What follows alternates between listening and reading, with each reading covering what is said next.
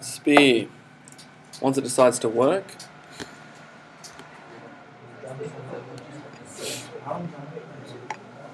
Alright, so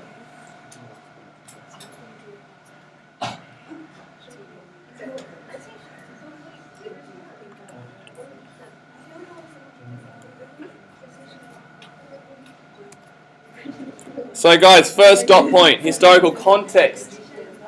If you look at Rise of the Nazi Party, so guys, you see it's very general. I'm not going to spend a lot of information on it, but in regards to the first dash point, Rise of the Nazi Party and the personal charisma of Adolf Hitler. Okay? One thing you have to readily recognise is that Hitler's charisma, okay, was a significant factor to the rise of the Nazi Party. Right, if you look at the last topic we did, Germany, okay, where some historians state that Nazism is Hitler and Hitler is Nazism. Okay, sometimes they go hand in hand. And you could argue that without Hitler's charisma, his personal leadership, the Nazi Party wouldn't have risen to where it was.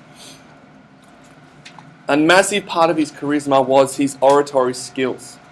Alright, and this led to wide popularity. And in this topic we're looking at Speer. The reason why Speer joined the Nazi Party was solely because of Hitler when he attended that rally. If you think about Hitler, he actually studied a lot of drama, okay, the way people would work their body when they were talking. And there's a lot of funny photos where he's doing very dramatic poses. But you see him pretty much replicate that in his speeches. Okay, and it works really well. Hitler's charisma, as I mentioned before, it led to Goebbels and Speer being recruited into the Nazi Party, which in turn led to the development of Hitler's profile. You could go further and argue that Hitler's profile, okay, as of the deity figure, as the saviour, okay, would not have been possible, especially without Goebbels, but also without Speer. And you see him in his role within the Nazi Party. The next dash point you see is the development of the Nazi state after 1933. So we know that in 1933, okay, the foundation of dictatorship is established through the Enabling Act. You see this in Germany, in the Germany topic, guys, okay, in the 5 steps of consolidation. Okay? What they try and do is, after this point in 1933 and onwards, they try and establish a socially and culturally homogenous society. Okay, I know it's a mouthful. All that means is everyone's the same. If you're not the same, what happens? You're pushed out. Okay? This is when you start to see the concentration camps get set up. Okay? The Jewish population start to be harassed and moved out. The gypsies, okay? The Protestants and so forth. Lastly, you also see the economy starts to become geared towards war. Even though that's a violation of the Treaty of Versailles, okay, it starts to be pushed that way. Especially when you see the Rapallo Treaty and the Germans start training their armies in Russia. Okay, another dash point just within the historical context is the Nazi war effort in 1945. You could spend a whole day on this, but we're just going to really summarise in a very short way. 1939-1942, okay, it's all German success. You see them pretty much take over majority of France, okay? They start to take over Russia, okay, part of Russia that's closest to Germany. This is when the blitzkrieg policy of their military success was most evident. Okay, this is when they were attacking, they're on the move, they were unstoppable. Okay, but in 1943, you see losses in North Africa, okay? We got the Australian soldiers up there, the Rats of Tobruk, and Russia. The Russians start to mobilise and they start to organise what they're doing. Okay, it leads to total war in Germany, which means that in Germany during this time, everything is geared towards the war. This is when, during this time, guys, this is when you start to see Speer take a more prominent role. In 1944 to 1945, okay, this equals Germany retreating. This is a time when Germany are on the back foot. Okay, America, especially with France and Britain, are pushing them from the west. Russia is a huge force from the east. Okay, and last dash point for this dot point, we have the Nuremberg war crime trials. These trials were aimed to trial high-ranking Nazis. All right, it wasn't looking at the low soldiers, okay, the low-ranking soldiers. It was looking at the ones who were making the decisions. So 12 out of the 21 accused were found guilty and executed. Speer, during this trial, was the only defendant to show remorse. Okay, the big thing is though, he did not plead guilty. He showed remorse, he took responsibility, he did not plead guilty though. And a lot of people claim that is the reason why he did not get a death sentence, is because he showed remorse. He actually said, yep, look, I was part of something that was bad. So, Speer's background. Okay, he was born in 1905 in Mannheim in Germany into a very, very privileged family. Okay, his father was an architect, okay? Apparently there's generations of architects in his family. Does anyone know what he actually really wanted to study though? Mathematics, okay? Alright, and this just kind of gives you an indication. Okay, probably a lot of us feel this already. Okay, sometimes we want to do something and our parents want us to do something different. Okay, he had the exact same thing. He had a passion for maths. He wanted to study pure mathematics. But, okay, his parents pushed him, especially his father, to do architecture. Speer himself has claimed, okay, that he felt little love from his family. He was very, very wealthy, very privileged. He probably had everything he needed, but he didn't feel very close to his family at all. No love. Alright? In regards to education, okay, so you went through high school. Morning, Radley. You see in the 1920s, guys, Germany is in economic disrepair, okay, and as a result, he doesn't get to study architecture at the institute he wanted to. Alright, so you see him start to study it, okay, in Karlsruhe, which is more of a lower institute. But in 1924, he transfers to the institute in Munich, okay, in Bavaria, and then in 1925, he transfers to Berlin, which is the ultimate one for architecture. Alright, in Berlin, he starts to study underneath Professor Tessenau. Alright, and this guy has a huge influence on him and his architectural designs. Alright, all about organic forms. Okay, which kind of more sort of means that you're not forcing architecture. Okay, it's kind of got that flow and it stands out nicely. Introduction to Nazism, guys, is very straightforward. Okay, what you could say, I'm not going to put it. I haven't put it down here, but during this time, everyone is being swept up by the Nazi Party. Everyone's being attracted to Hitler, to the ideas of how they're going to save Germany. Speer kind of is not being attached to it yet. Alright, but in 1930, okay, a couple of his colleagues who are actually part of the Nazi Party encourage him to attend a rally. Okay, in 1930 he finally agrees to attend a rally. Okay, and at this specific rally, Hitler was speaking. Alright, Speer was captivated, apparently. Okay, he was transfixed by what Hitler said and how he said it. Alright, and so the next dash point, reasons for joining the Nazi Party. First and foremost, he was inspired by Hitler's speech. Okay, that's one thing we should already recognise about Hitler, guys, and you look at the context, his charisma. Okay, when he went into a room, guys, into a crowd, what did he do? What was something that a lot of people across the board said about him when it came to his speeches? Does anyone know? Spot on. He would pick the crowd. Okay, if you've got the working class, he's not going to talk about things that only apply to businessmen. He's going to talk about, if you look at some of his speeches, he talks about how he was homeless for a while, how he served in World War I, how he struggled. He loved struggle. Okay, he talks about his own perseverance and how he rose up through it. Okay, then he'll talk to the businessmen and the people on the right about betrayal, how the Treaty of Versailles is pushing Germany down. Okay, how the strong men of Germany had to stand up together. Okay, and then he'll probably link it back to the Jews and how it's their fault. Okay, so he does very different speeches targeting the audience. Okay, and for this one's it hits Speer like hit on target. Okay, Speer himself said, quote, "Here it seemed to me was hope," and that's what he's regarding to as Hitler. Hitler was hope, and as a result, following year he joined the Nazi Party in 1931. Again, Speer claimed himself that he only joined as a, quote, follower of Hitler. Okay? So he'd probably argue himself as well that he wasn't joining for specific policies, but more so because Hitler, kind of made him attracted to the party. Okay? He could almost use that as an argument. He's pleading ignorance there as well. Okay? So that's where you've got to question sometimes Speer's work himself. Is he writing it pure from heart, or is he writing it for a specific purpose? Okay? So, rise to prominence.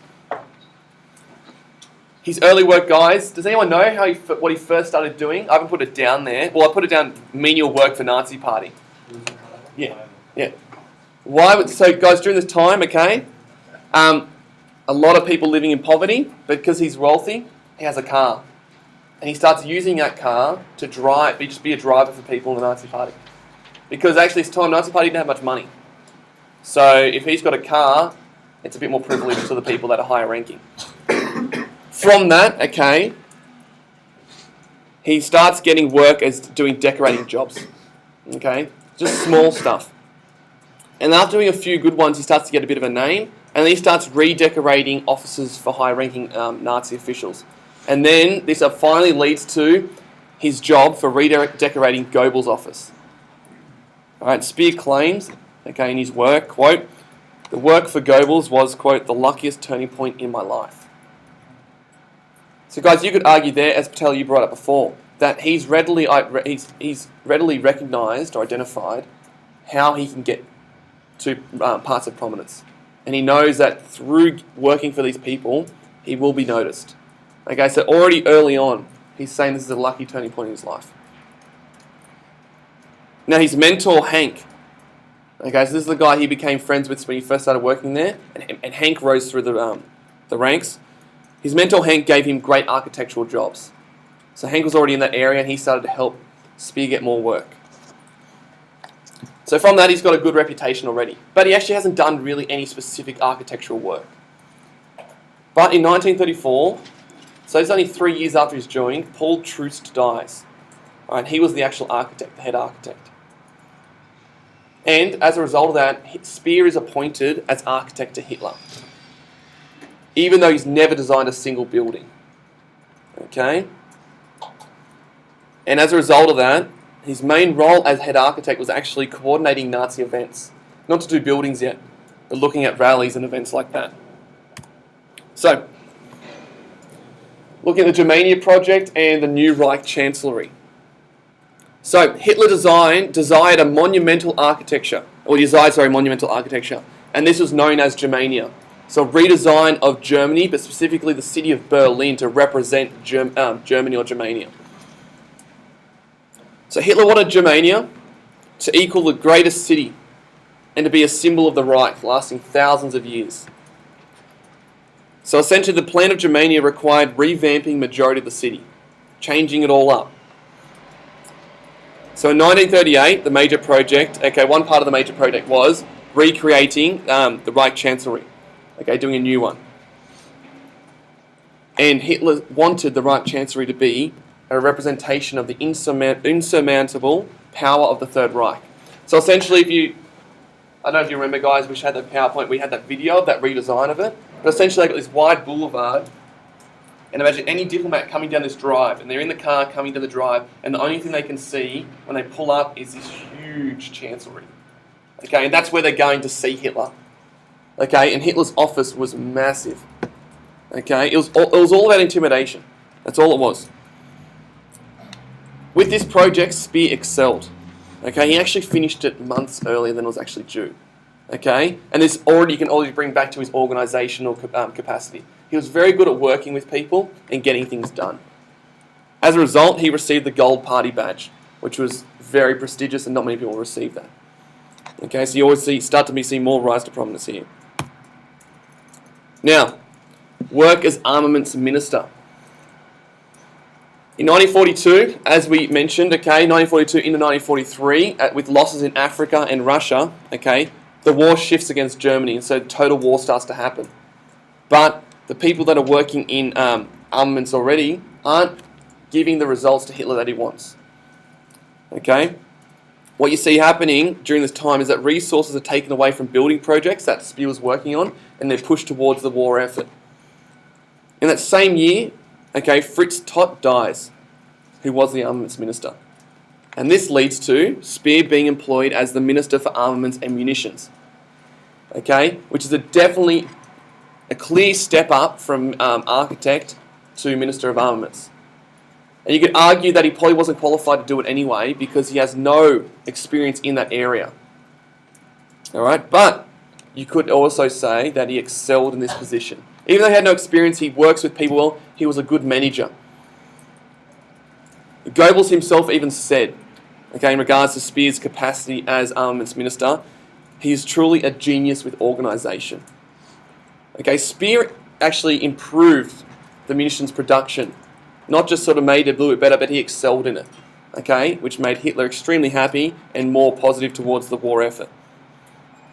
So the way he did that was in February 1942, he organised competing groups and centralised the economy. So instead of what the previous armaments minister was doing, is he was trying to promote this idea of competition, and each different private group that was in construction and in armaments were competing against each other. Instead, he sat them all down and said, guys, I'm going to give you all work. You're all going to be paid, but you need to work together. Okay? And so he actually organised them all together. Everyone's being paid, and they improved their output. Okay? He also centralised the economy. So everything was under the state then. Okay? Really, really effective. And then in April 1942, he established the Central Planning Board. Okay? Which led to a coordination, okay, with design and production. Okay, so rather than things being done again separately, everything's done under a central approach. Okay, which means everything's more accountable, okay, and you're increasing production because everything is more, okay, uniform. Does that make sense, guys? Yeah? Okay. So, this poor kid, he just needs a drink of water, and he just can't get it. I need a break anyway, so.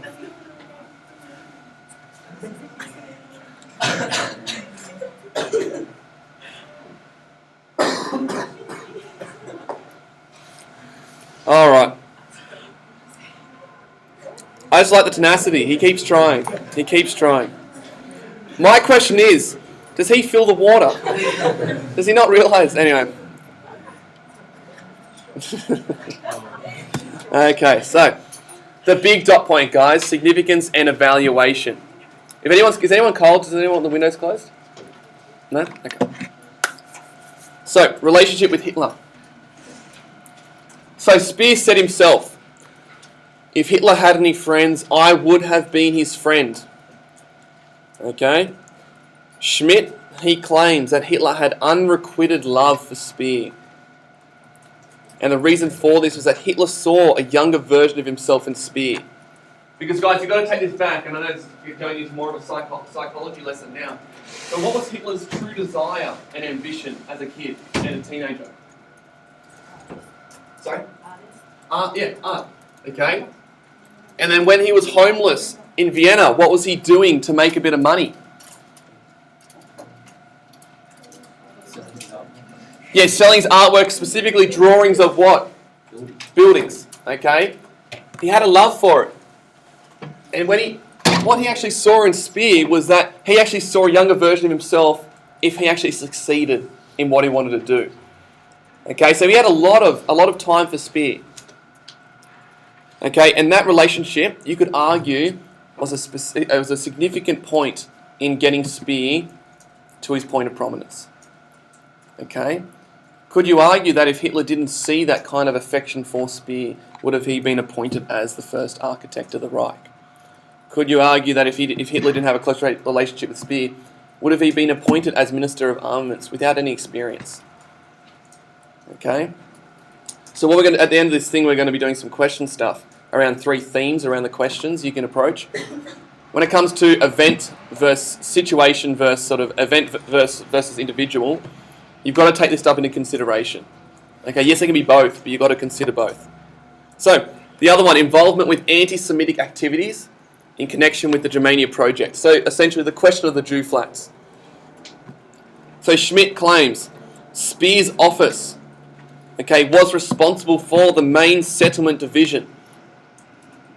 So, in the sense, his office was responsible for removing the Jews and putting them elsewhere. And if he's the head of that office, how does he not know? If he's denying he knows of the Jew flats, but his office looks after it, Schmidt's saying there's something fishy there. Okay? Serini, who spent a lot of time with Speer, okay, she claimed that he had direct knowledge of the Jew flats. Okay, even in Speer's notes, he wrote, quote, report about 1,000 Jew flat action. Okay? You add it up. Again, Willems suggests that Speer had a strong understanding and involvement with Jewish persecution. Alright, so in regards to use and abuse of forced labour, okay, Speer himself said in his book, "I didn't know, I could have known, I should have known, but I didn't." Van der Vat, suggests that there's strong evidence that supports the notion that Speer knew. Despite this, Speer still denies knowledge. And also knowledge of, and links, my apologies, I'll change that.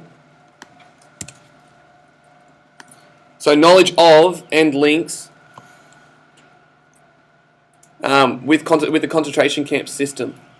Serini suggests that he was told to never visit a concentration camp in Upper Silesia. Upper Silesia is Auschwitz. Does everyone remember that? So you know his mentor Hank? So Hank went he rose through the ranks and he became very prominent himself. And Speer, Speer recollects, that Hank visited him one time and he looked visibly shaken and said, if you ever get the opportunity to visit a camp in Upper Silesia, do not go. Yes, you could argue that he wasn't specific about it, but he definitely did have knowledge that things were going on. Speer also stated himself, "I still feel to this day responsible for Auschwitz in a wholly personal sense." He may not be saying there that he's personally responsible for it happening, but he was part of a group. He was actually a significant part of a group that was responsible for it. And that was his argument at the trials. And that's why he did claim responsibility.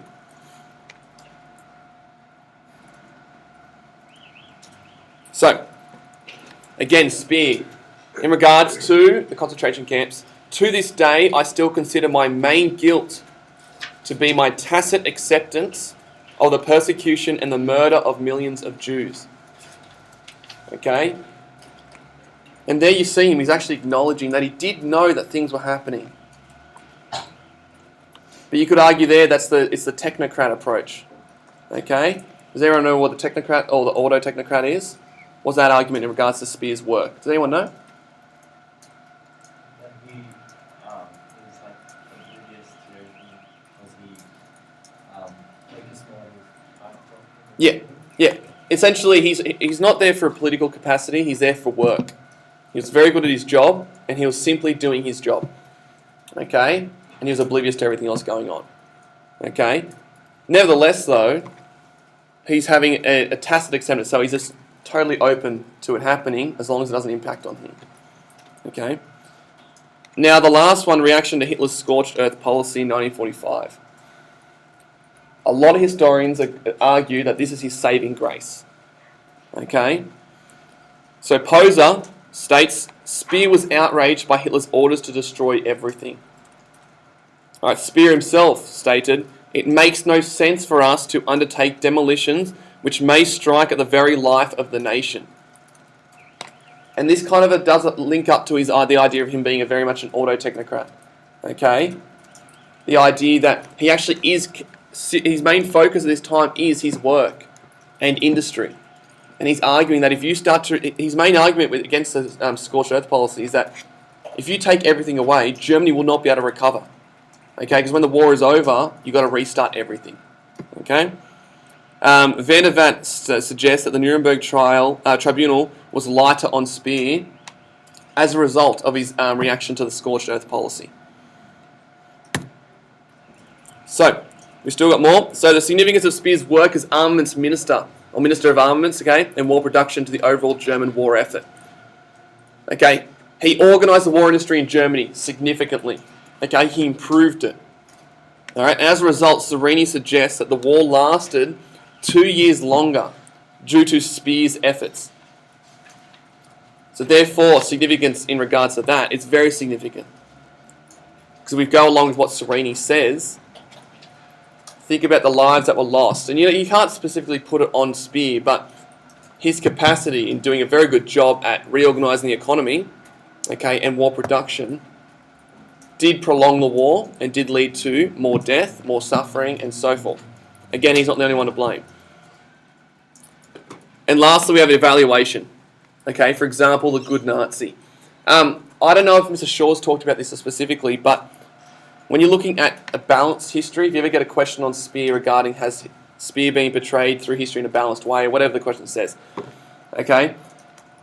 Do not just base it on good Nazi versus bad Nazi. Okay? You've got to look at it, just the differing opinions. Okay? Different ways that we look at Speer regarding certain events. And bring up the good Nazi argument, but don't base it around that. Okay? So Speer himself said he was just a technocrat. He was just doing his job. Okay? Goldhagen, okay, suggests that he had complete knowledge of the final solution. Goldhagen goes further, okay, and asserts that Speer was present at the Posen Conference. Posen Conference, okay, was when Himmler made a very, very clear, explicit statement of what they were going to do to the Jews regarding the final solution that Speer was attending. Okay? Speer claims that he left the room before it was set. Okay? He claims that, and then we're going to look at something a little bit later. Okay, that kind of counters that. But in 1972 and 1973, he had a couple of television interviews, and he's portrayed definitely as a good Nazi there. They portray him in a very positive light. Okay, someone who's almost like reformed, okay, from the previous things that have happened. Okay, but the two big ones, you need to mention these if you're doing an evaluation. In 1977, okay, Speer acknowledges knowledge of the final solution to the South African Jewish organisation. Okay, and then in 2007, okay, a letter is found that was written in 1971. Okay, just written to a widow.